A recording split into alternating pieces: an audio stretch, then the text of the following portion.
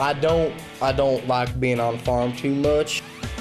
Well, I just think that I have what it takes. I think that I have the support of my family. Well, my sister, his mama, they get along pretty good. They get along pretty good, I guess. You know, I mean, she does beat him with a belt about every day. And I try really hard to keep myself from singing on the farm. I usually get beaten for that. But I just love to sing. I just hope he wins, so you know he can buy the farm and I can retire.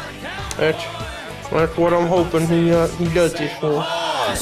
Cowboy. Well, I don't give a dang about nothing.